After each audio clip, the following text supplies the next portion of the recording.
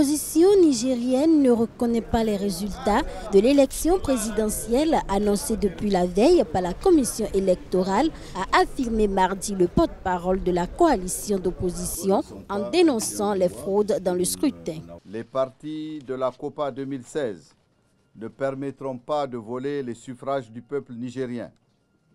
Nous confronterons en temps opportun nos données et celles dont ils disposent. La COPA invite tous ses militants à se mobiliser comme un seul homme pour contrer le coup de force en préparation et défendre la légitimité populaire qui s'est exprimée dans les urnes. Pour rappel, 7,5 millions d'électeurs devaient choisir entre 15 candidats lors du scrutin présidentiel couplé à des législatives. Le président Mahamadou Issoufou, qui brigue un deuxième quinquennat, a promis une victoire au premier tour face à une opposition qui n'a cessé d'agiter le spectre de la fraude électorale.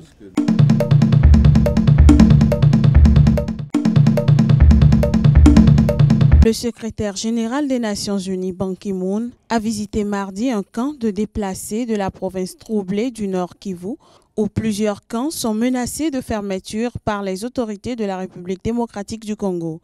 Il y a rencontré les femmes et s'est rendu dans une école.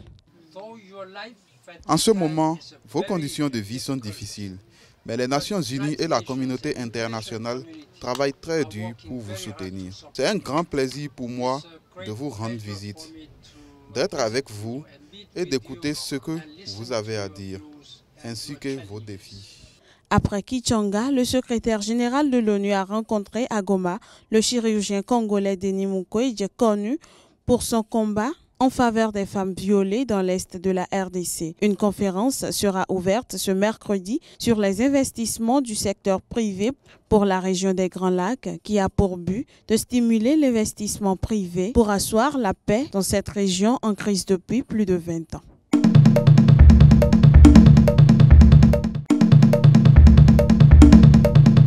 La ministre française de l'Environnement et de l'Énergie, Ségolène Royal, a visité mardi le Caire. C'est la première étape d'une tournée africaine de la présidente de la COP 21 qui cherche à transformer l'accord de Paris en action. Au menu de cette tournée, le développement des énergies renouvelables sur le continent africain, les projets d'adaptation au changement climatique et la préparation de la signature de l'accord de Paris le 22 avril à New York. L'Afrique est un des continents les plus impactés par le réchauffement climatique et le moins responsable du réchauffement climatique, c'est celui qui utilise le moins des énergies fossiles.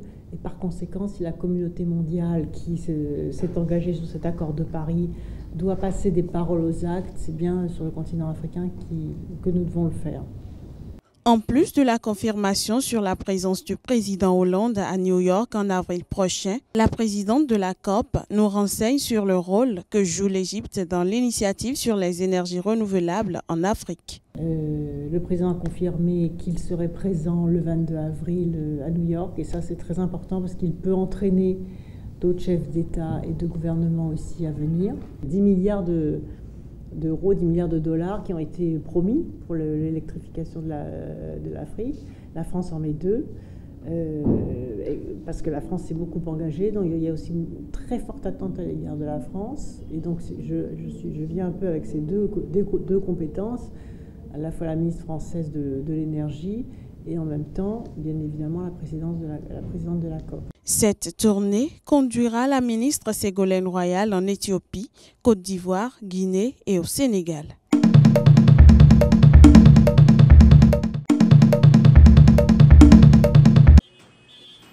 Les forces loyales aux autorités libyennes reconnues par la communauté internationale ont pris mardi le contrôle de la zone de Liti, principal bastion djihadiste de la ville de Benghazi, deuxième ville de Libye. Baghdadi affiche sa satisfaction. Les habitants avaient déserté la ville et étaient devenus des réfugiés. Et avec l'aide de Dieu, toutes les autres zones vont être également libérées.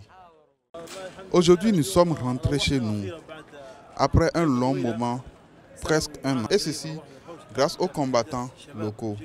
Que Dieu les protège. On ne peut pas vivre tout de suite dans notre maison parce qu'elle a besoin de quelques réparations. Benghazi est le théâtre depuis près de 2 ans de combats sanglants entre les forces loyalistes et des groupes armés, dont les djihadistes du groupe État islamique et d'Ansa Acharia, proche d'Al-Qaïda. Ce sont des inscriptions du groupe L dans la zone de Liti qui abordent le sujet de la loi divine, comme si nous n'étions pas des musulmans et comme si nous étions des infidèles. La reprise de Liti est survenue alors que les forces loyalistes, sous le commandement du général Khalifa Haftar, mènent depuis samedi une opération baptisée le Sang du Martyr qui leur a permis de reprendre plusieurs secteurs et positions militaires à Benghazi.